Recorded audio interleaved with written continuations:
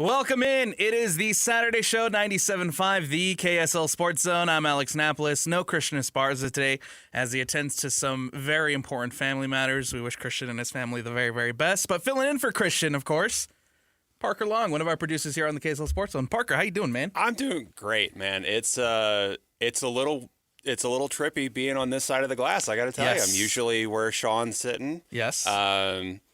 But this is a really awesome opportunity. Like you said, Christian's tending to. Am I going to get in trouble if I say welcoming his first child into the world? No. Welcoming his first son into the world. Congratulations to Christian and his wife. Very, very awesome. I'm glad to have this opportunity to sit in and try and fill his shoes as best I can.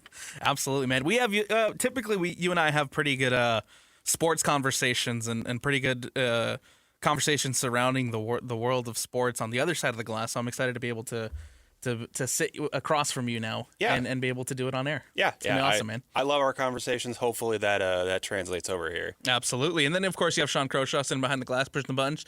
Sean, how's it going, man? Everything good? Everything's great, man. Good, man. Good to be here. Good, man. Let's jump in then and let's dive into it because there are some important conversations to discuss surrounding the world of sports and the teams locally that people care about. And it starts with the Utah Jazz. They had a game last night. They ended up losing. But more importantly, the Sacramento Kings won a game last night. And we'll dive into that. But first, I do want to focus on the Jazz and focus on a little bit of what the young guys continue to bring night in and night out. Yes, I know it was a blowout loss. Yes, I know it was a rough one, 140 to 106.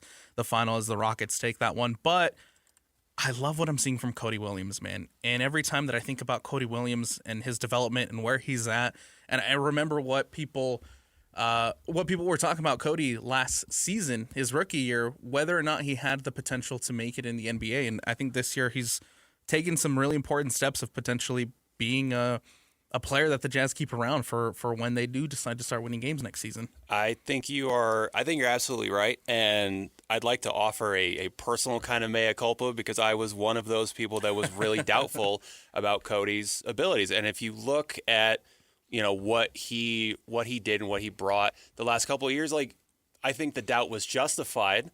But this year he's proving people like me wrong because he has really grown physically. I mean, you can see he is bigger, he is tougher, and he has a better sense of kind of what his role and what his skill set is. Yeah. And I think a lot of that comes to the work that he puts in. Also the coaching, kind of understanding, okay, this is the kind of player we see you as. Let's work on these things. And let's make you the best version of yourself possible. And so I think that's really helped Cody kind of come into his own and prove that he can belong. And it's going to be a really tough choice next year deciding who gets to be on this hopefully, contending Jazz team. Right. But Cody's making the best case he possibly can. Absolutely. I thought last night he was phenomenal. I'm not sure at this point, what his role is going forward, along with some of the younger guys on the roster, right? That's still yet to be determined, obviously, as we head into the next season. And once we know what this roster will look like for the Utah Jazz as they try to come out of the rebuild and potentially make it to the playoffs next season and be a team who can contend. You'll see a lot of great things, too, from Kyle Filipowski.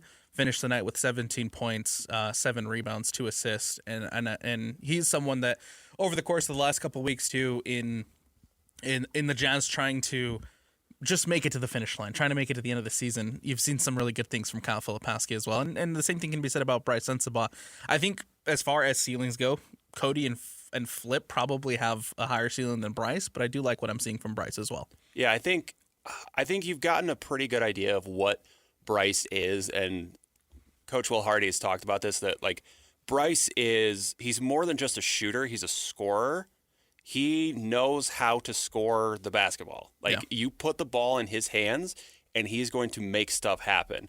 His defense does leave something to be desired, which has been kind of the case for the team this whole season without Walker Kessler, without Jaren Jackson Jr., without the full complement of weapons that you were looking for.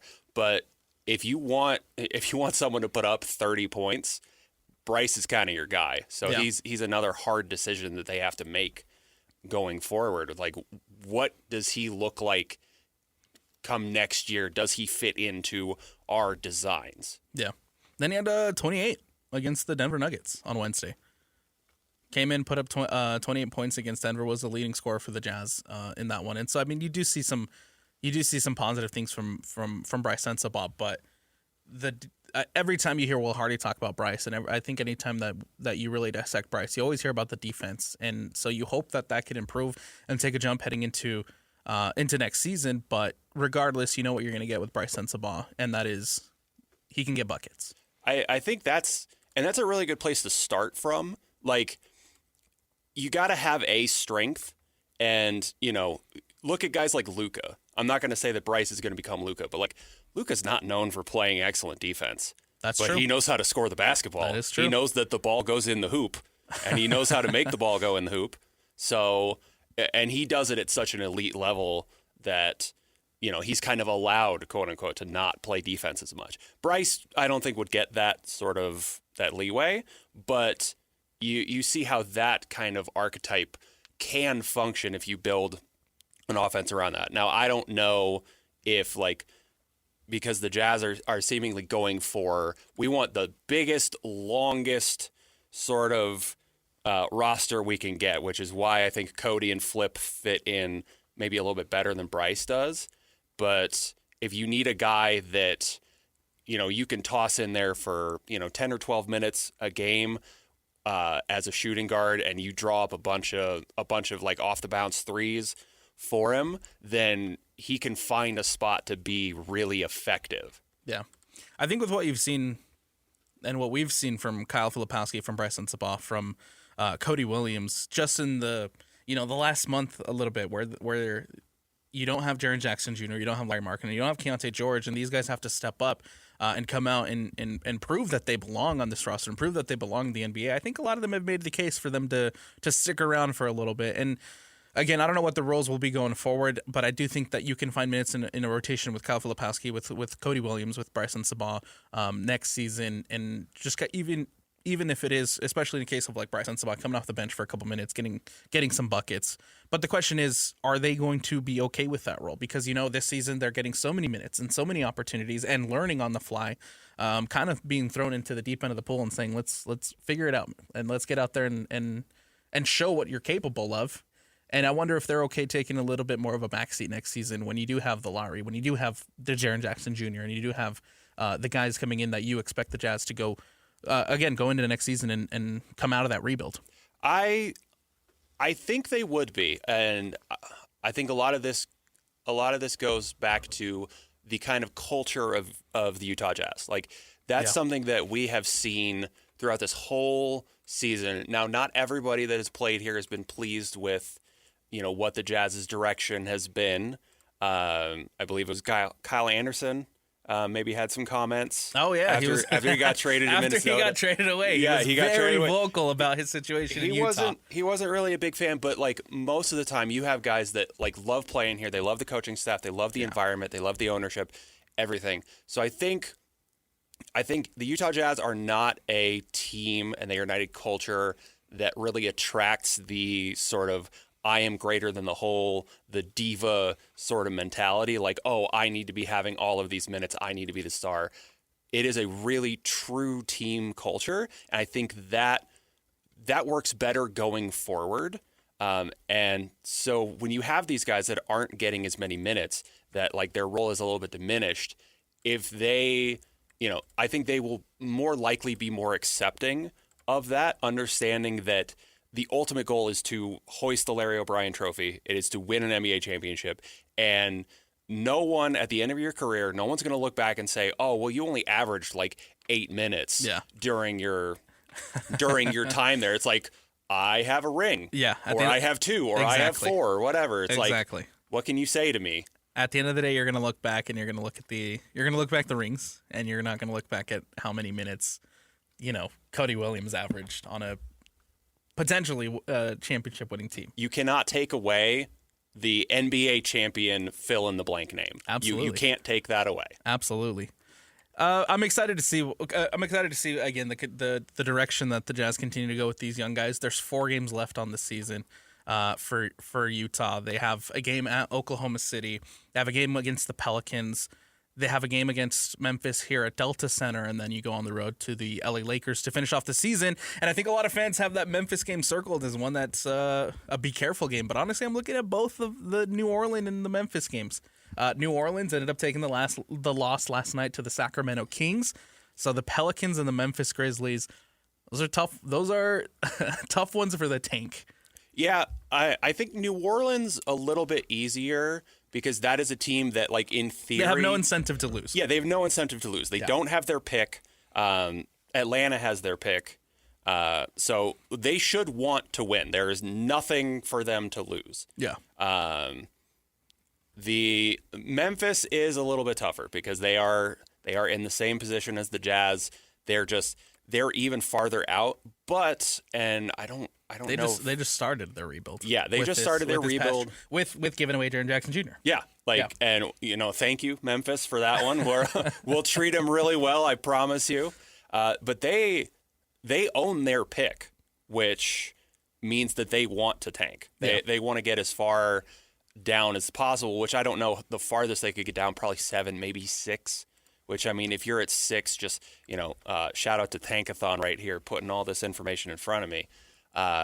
If you get a guy like, let's say you get to 6, you like the Mavericks move and whatever. You get to 6, you get a guy like Darius Acuff Jr.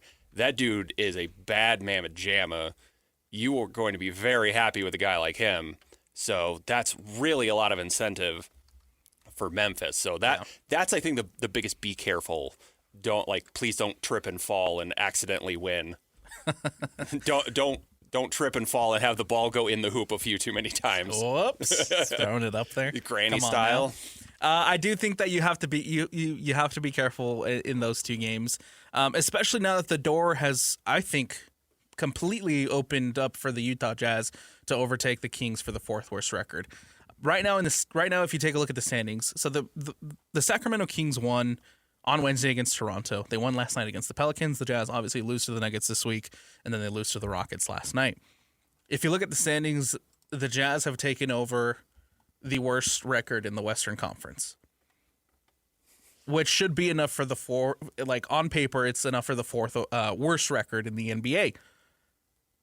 Right now, though, you are tied with the Sacramento Kings at 21-57 record-wise, and if that continues to be the case at the end of the season, do you know how they decide who gets what in the draft order? Considering I think I have to have an advanced quantum physics degree to understand how the NBA draft works, no.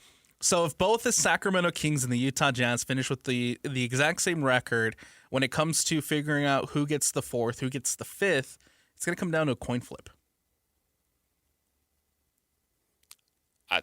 It's going to come down to a coin flip. Wow. Yeah. So the Jazz want to lose.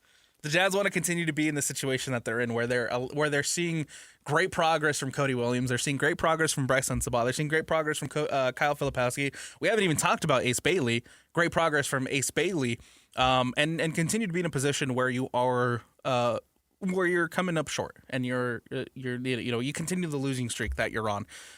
And then hope that the Sacramento Kings win a couple games here and there. The Sacramento Kings' remaining schedule, they go home. They play at home against the Clippers. They go to Golden State. Then they take on Golden State at home, and then they finish the season at Portland. Hopefully that there's a possibility there for the Sacramento Kings to win a game there, and then you just don't have to worry about it if you're the Utah Jazz. Yeah, you're in a kind of a tough position because it's not like they're playing. It's not like they're playing. Well, it's not like they're playing the Jazz. If the Kings and the Jazz were playing 2 games, that would, first of all, that would be a rough watch. That would be nobody would be rough. Trying to win that game. Yeah, like how can you just not have anybody on the court? Like, can you just pull all of your guys? Can you forfeit? Is that an option? Because I think that's the only way that game would actually end. Yes. Well, yeah, Sacramento is in the very same position, and they're going against good teams. They're going against teams that are in like in the playoffs, in the playoff hunt, like they are competitive, or at least better than the bottom of the barrel. So Sacramento has a pretty good chance to lose. Honestly, this whole thing feels like a coin flip. It feels like you just flip heads or tails, 8 times or 80 times or however many times, and you hope that the results come up your way. I look at the Kings schedule, and I mean, they take on the Clippers. The Clippers are trying to position themselves in a better spot for the play-in game. Right now, they're in a play-in position. The same thing can be said about the Golden State Warriors, who currently sit at 10, and then of course the Portland Trailblazers, who are in 8th. So I mean, those are teams with incentives to win. Those are teams who want to head into that play-in, with a couple of wins and be in a better spot and be in a better spot, potentially hosting some play-in games, right? And you don't have to worry about being in the 9-10 spot. Maybe if you're the Clippers or if you're the Clippers specifically, where you don't have to play the 2 play-in games to get in, right? You don't have to play multiple games to make it into the actual NBA playoffs. And so those are teams with incentives to win. They want to win. I don't know if the Kings get a win there, but I mean, who knows? Yeah, I mean, you really have no idea. Now, I will say the one caveat that I could think of is the Warriors do want to win, right? But I believe Steph Curry just came back, like is just ready to play again. I sort of wonder if you don't pull like I think we can win without Steph so that he's fresh for the play-in game, because they're probably not going to make it outside of the play-in game. Like they're not going to make it to. Yeah, they're a little bit.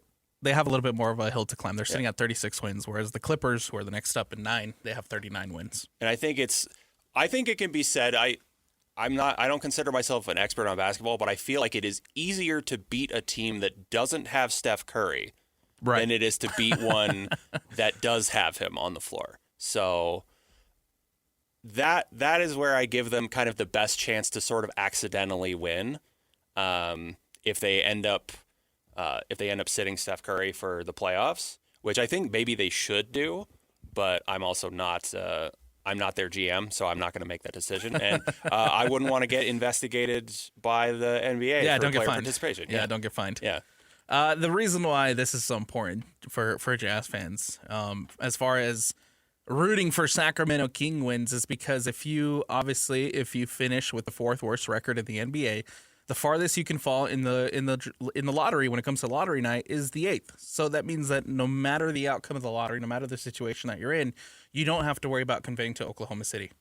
And I think that's where the Jazz fans want to be. I think that's where the Jazz organization want to be, where they don't even have to worry about potentially giving away that pick, because it is such an important lottery pick coming up this summer with how stacked and how good the NBA draft is this year.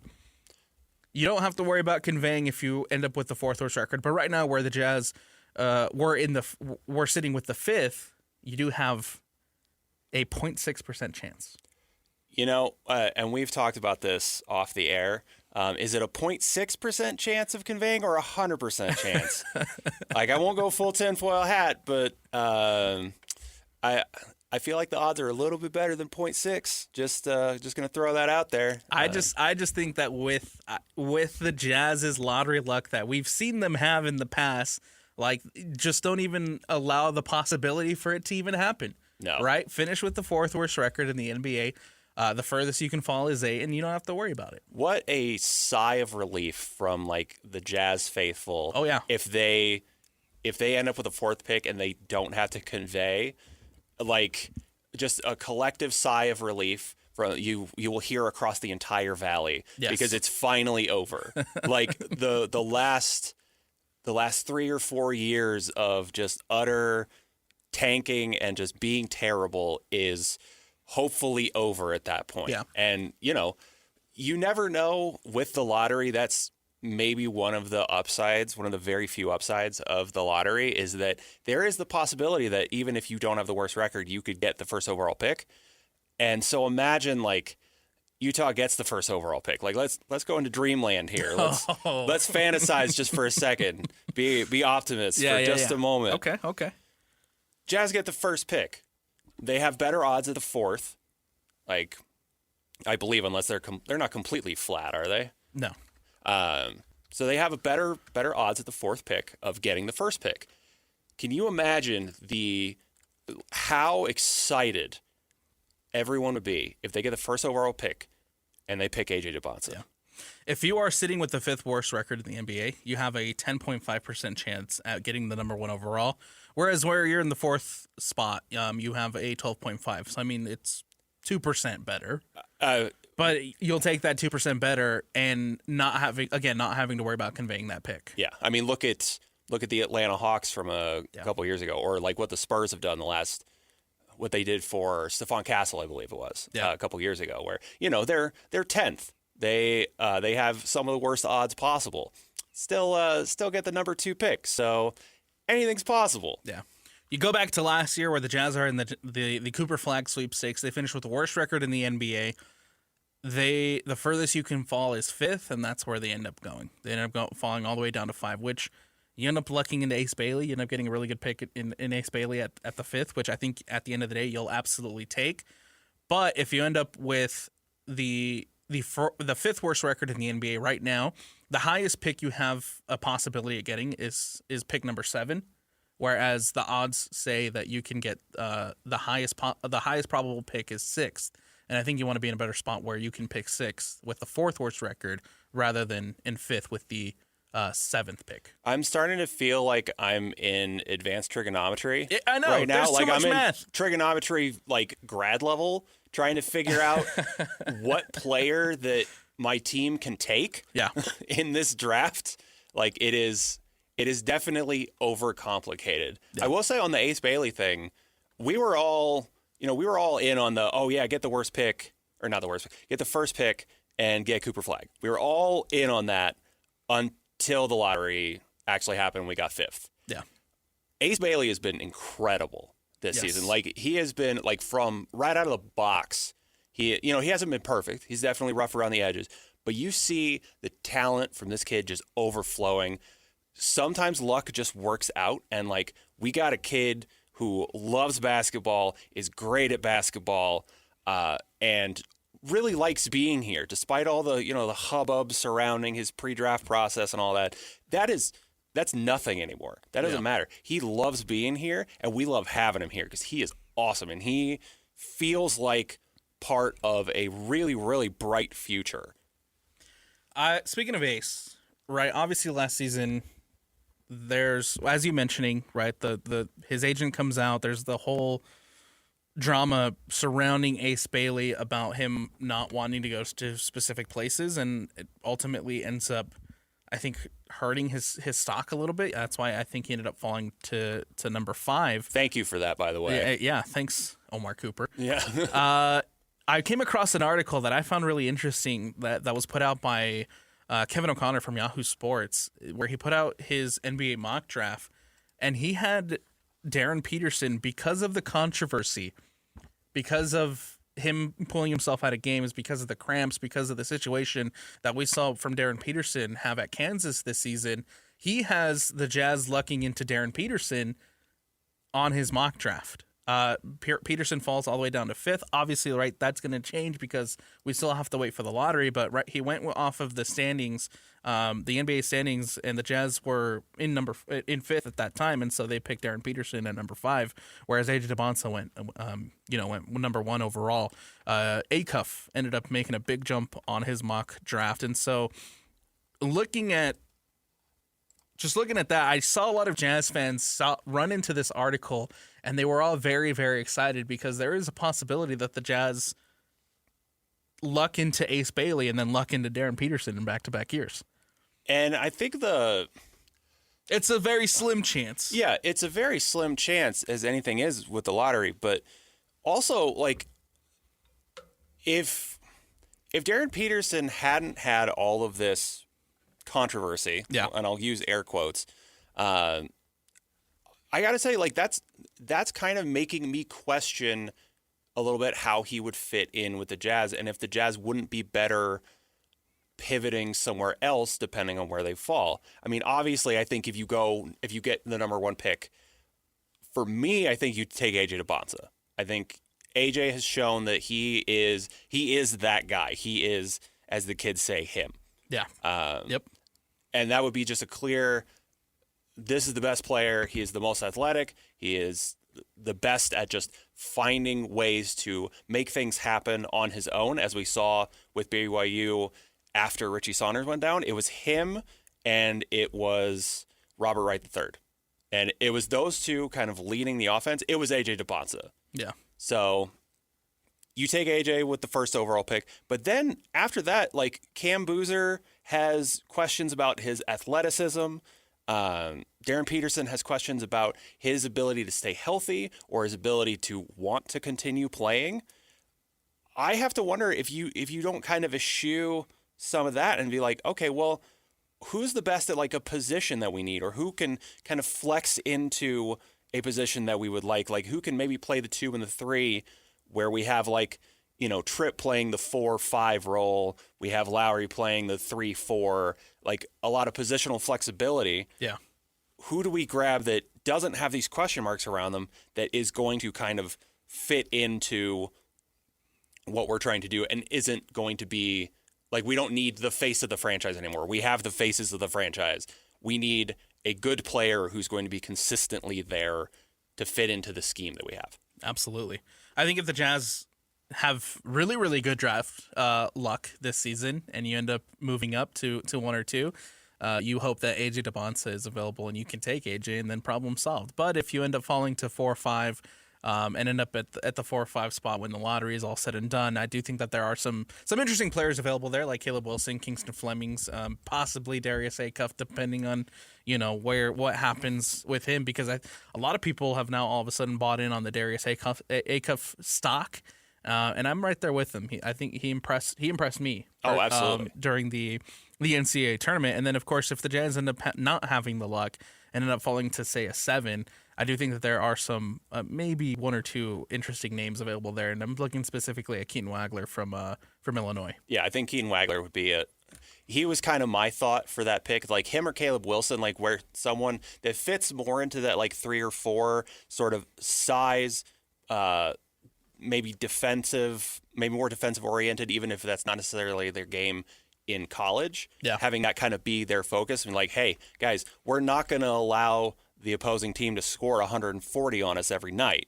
Like, just finding that guy that is going to be consistent and there and like a good fit, more than, oh yes, this is like the guy with the highest metrics. Yeah.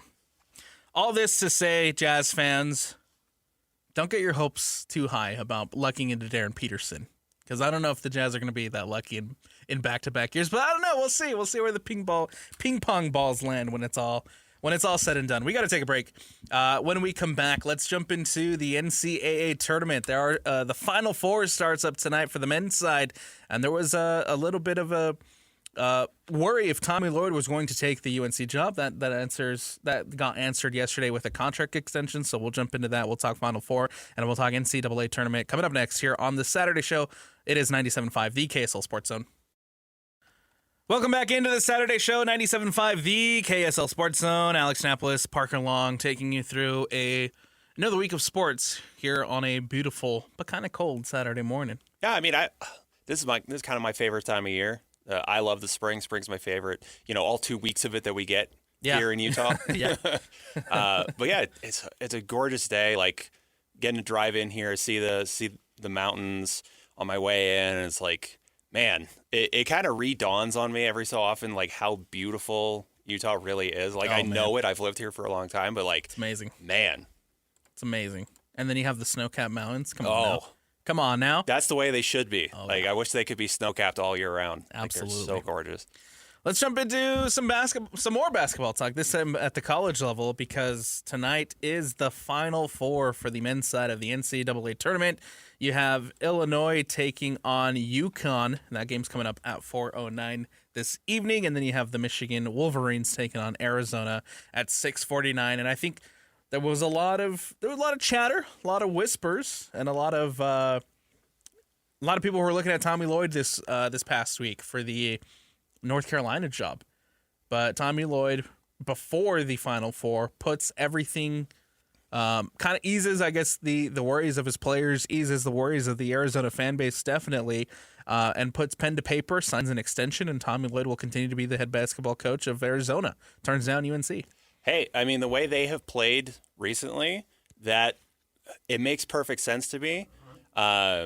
One thing that I have noticed in any kind of professional sport is as soon as a high-profile job opens up, like you can hear the Brinks truck backing up to a successful coach's door. Like you hear the beeps and you hear the clink of the cartoon sack of money just being placed on someone's porch. That's exactly what happened to Tommy Lloyd. As soon as UNC opened up, Arizona's like, well, okay, there goes the rest of our money, but it'll be worth it. Leverage, man. Leverage is it's big across all the sports, and Tommy Lloyd can use that interest to leverage himself if he wants to stay at Arizona. Leverage that to get a better contract, better situation, more NIL, and he absolutely does that. And now Tommy Lloyd will continue to be the head coach of Arizona. What happened to Curt Cignetti last season before they even won a national championship, right? Indiana's on the rise, and he gets this massive extension. Everybody's questioning whether or not it's the right decision, and then boom, a year later, he wins a national championship. Undefeated national championship. National championship. Like, you got to be looking at Indiana like, okay, leverage, yeah. And like it's leverage that you don't even have to like work super hard for. It just kind of does itself. It plants itself in your lap. You're just like, hey, guess what, guys? You see this opening here? Like for Cignetti, he could have, even if he hadn't gotten that extension before, he could have leveraged like, maybe I want to go to the NFL. Maybe I want to go be the Steelers head coach. That's true. Maybe sweeten the deal a little bit. Sweeten the pot. Let's go. Yeah. I do like Tommy Lloyd, and I like what Arizona's built, and I think that they're great representatives of the Big 12, right? They're great representatives of having some representation in the Final Four of this conference that we watch so closely because of Utah, because of BYU, and him. He's built a juggernaut in Arizona and has absolutely earned every penny of that extension, has earned every penny of even interest from a job like UNC. But I'm glad that he's sticking around at Arizona. Maybe not for the benefit of BYU, right? In a couple of years when they're going to be obviously contending with BYU for the top of the Big 12. But regardless, I think it's good competition, and it's good to see Tommy Lloyd in Arizona stick around for a little bit. I think it's actually kind of a little bit of a double-edged sword there because, like, for BYU and, knock on wood, ideally, if Utah gets turned around and, starts being competitive, the saying, iron sharpens iron. Yes. Like, you want the best teams in your division, to be playing them. You want to be playing the best teams because you want to prove that you're the best team, and you don't want to have, like, as much as players may not acknowledge that, like, a competitor will say, I want to go against the best. Yeah. I want to be against the best and to prove that I'm better than them, that I'm the best without question. And if you beat Arizona this year, like, that's what you're saying. Like, if you beat Arizona at any time, if Michigan ends up winning, like, hey, we're two of the best, obviously, because look at these guys. Yeah. Look at Arizona. Look at what they can do. I have a ton of respect for Arizona's team because they play the game in a way that I really appreciate personally, which isn't run to the three-point line, huck up a three, miss or hit, and then run back, and then just win by doing that, which is a trend that has kind of taken over the NBA a lot recently, and it's not my favorite way to play basketball. They, coming into, I believe it was the Elite Eight, they had taken the fewest three-point shots of any team still remaining in that tournament, and they were the clear favorites to win every single game that they were in. They play a ton from the mid-range. They understand where they are in space. They can drive to the basket. They play good defense. They do everything really well and really sound. They are not a gimmicky team. And Tommy Lloyd has shown why he just got paid all of the money, why they want to keep him around, because his philosophy on how to run that team, how to build it, and how to play them on the floor has been successful and is tenable. And the timing of it is impeccable because you get this announced the day before the Final Four, and so now you can completely focus on Michigan. The players can completely focus on Michigan. You don't have to worry about the outside noise that's been going on all week about whether or not your head coach is going to leave for North Carolina. You can now put those aside and you can focus solely on taking on the Michigan Wolverines. We'll start though with Illinois and UConn. This is an interesting matchup because I don't think very many people anticipated Illinois to make it as far as they did. I will congratulate them and say that they've earned it because we talked about Keen Wagler last segment, and I've loved what I've seen from him. UConn, we needed that Duke-UConn game last week because the tournament hadn't. I mean, there's been big moments like the UNC moment, right, where they force overtime. There's been a couple of big moments like that, but we haven't really had the captivating game, and I think you got that last week with Duke and UConn, and you needed it because other than that, the Elite Eight was kind of not fun. Yeah, it was. It was not the finest basketball I've ever watched in my life. I will tell you that. I think, and like listening to how sick of Duke people are. Yeah. I think there was a big wave of catharsis seeing Duke eliminated. A little bit of schadenfreude, like, oh, they've had it too good for too long. And like UConn, even though like, Danny Hurley has put together an all-time great program year over year over year over year, like one of the best college coaches to ever do it, there's still a little bit of that, oh, you're UConn, you play in the Big East, like who are you really playing? Are you really that good? There is a bit of a chip on the shoulder of UConn, and there is a bit of an underestimating. Massive chip on that shoulder for Dan Hurley. You underestimate, like people underestimate what UConn is capable of, at least on the men's side. And I think they use that. And I think for a lot of people, it was really nice to see a team like UConn, even though they've been national champions before, take out like the one on the pillar, like you take off the king in the high castle. The UConn Huskies and Dan Hurley always are head scratchers to me, especially after Dan Hurley comes out and says he goes viral. He has his moment against Duke. He goes viral for the for the headbutt on the official.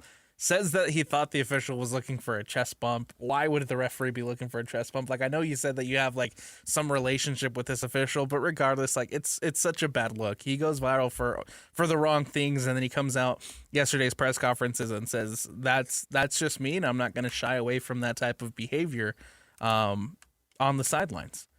Yeah, and I honestly like. Which is why I point out to say that Dan Hurley has a big chip on his shoulder. Absolutely. That man will take anything as a slight to, and there's that kind of attitude is really pervasive in professional sports, being a competitor. Like looking to the NFL, like Baker Mayfield is kind of he's the guy that will take anything as a slight and use it to beat you. Yeah. And that is something that for some people works really well. Danny Hurley, it has worked really well. He hates losing, and he will make that very known. But really, like, the whole thing that he goes viral for, it's weird. It's a weird interaction.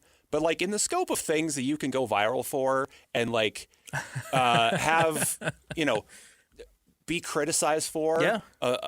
Surrounding sports or really anything on the internet, pretty innocuous, I would say. Yep. It's just odd, and we're gonna forget about it. It's not really a problem. We're gonna go on to Illinois UConn, and it's gonna be a great game, and they'll cover that little moment throughout this tournament, and then we'll forget it. Yeah, we'll see it. We'll see it to start the broadcast. Nothing. And then if they win and make it to the national championship, no one will be talking about it. Yeah, no one will care. Yeah, they'll be talking about you beating Illinois.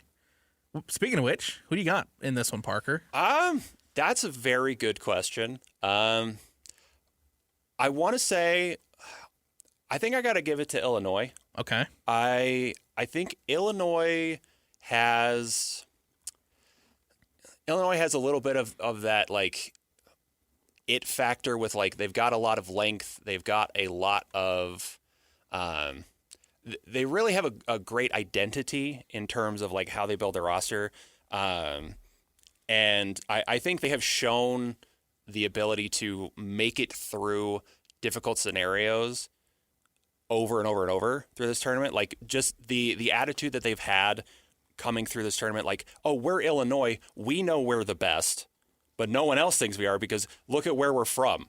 We're from Illinois. We're not a big school. Yeah. I think that I don't really know the X's and O's of basketball. I'll tell you that right now. I'm not an all 10 guy or whatever you want to call it. But I think like the attitude that Illinois carries himself with and like the consistency that they play with is going to make it really difficult for UConn, but I think it's going to be a very close game. I think it's going to be really good. We might get overtime in this one.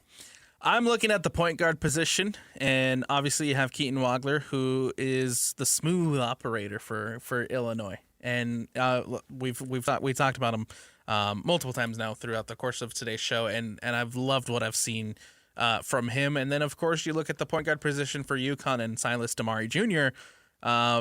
Has been limited this March due to an ankle sprain, and I think ultimately it's going to come down to star power.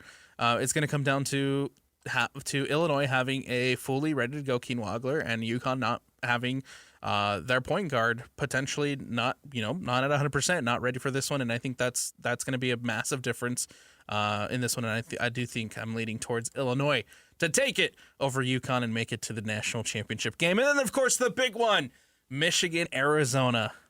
Oh man, I'm so excited for this one. I think the national champion comes out of this game. I think you're right. Not just my own personal opinion, but for my bracket's sake. Like I will say, my men's bracket got ruined long ago. Yeah. But I picked Michigan to win this. That said, like nothing would surprise me in this match if like Arizona came out and just dominated, like just really took it to Michigan. Was just like, you know what, we're going to play a really excellent, fundamentally sound game, and we're going to stop you from making shots ever. Yeah. And so I'm going to stick to make my pick. I'm going to stick with Michigan, but a small part of me kind of hopes it's Arizona just because I've really liked the way that they play. I think if Michigan keeps Arizona off the offensive glass, they'll have a really, really good shot. But I think Arizona comes out with Burries, with Bradley, with Koa Pete, and has a phenomenal performance. And I'm taking Arizona in this one. So my national championship matchup, of course, Arizona taking on Illinois, and then Parker has Michigan taking on Illinois. So we're both right. We're both on the same page about Illinois.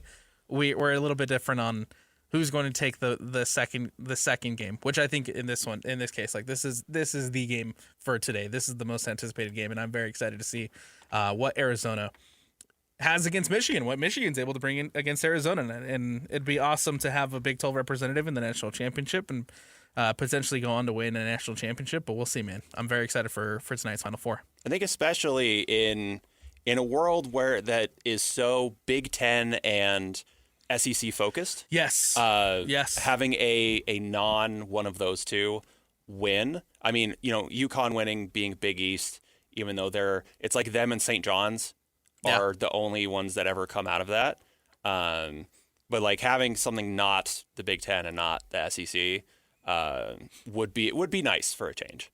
Let us know in the YouTube comments if you're watching us on YouTube. You let us know what your matchup is for the national championship, who takes tonight's games, and if you agree that up the Big 12 or not, So let us know in the YouTube comments, and Let us know what you think the national championship matchup is going to be. Who wins tonight? We got to take a break, but when we come back, technical fouls on the other side. Brett Yormark, speaking of the Big 12, Brett Yormark getting into it with some of the boosters, specifically a mega rich one over from Texas Tech. We'll jump into that and so much more in technical fouls. That's coming up next here on 97.5, the KSL Sports Zone. If you switch the radio to some modern music show, that's a technical foul. If you touch the thermostat, You'll get hit with a bat. 'cause that's a technical foul. You will feel my wrath. That's a technical foul. Personal foul, 69, offense. He was giving them the business. A technical foul. Welcome in to the Saturday Show, 97.5, the KSL Sports Zone. Alex Napoles, Parker Long, and this is Technical Fouls, a segment where we point at the sillier, funnier, stupider things around the world of sports and poke a little fun. Keep it a little lighthearted. I want to start with Memphis. Why is the entire NBA going after Memphis? Why, Alex? Why is the entire NBA going after Memphis? So I saw the video pop up on my For You page or whatever, as I was scrolling one night, and someone like went through and made like a mass compilation of everybody talking poorly about the accommodation that they have in the state of Memphis. I guess they stay at the hotel that's across the street whenever they go into Memphis, and it's not a very good hotel per the players. And they have to walk across the street to the arena when they go into Memphis. And so there's this like 2.5 minute supercut of just everybody going in on Memphis. And then, of course, LeBron becomes the latest player to criticize Memphis. Even goes as far as to say he would have pulled an Eli Manning if the Grizzlies had drafted him. Ooh. Yeah. That's never a good look if you're a franchise. Like No, it's a terrible look. Eli Manning turned out to be a great player. His draft story is going to go down in sports history as one of the weirder and one of the more condemning of the Chargers. Yeah. Of a particular franchise.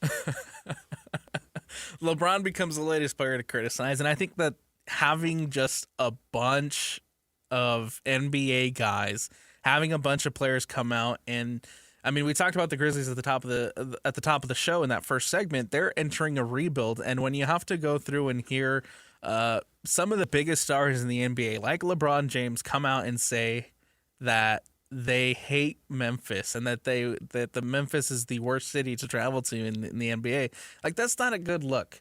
No. That's not how you attract talent when you're in the middle of a rebuild, or when you're entering a rebuild, I guess in the case of Memphis.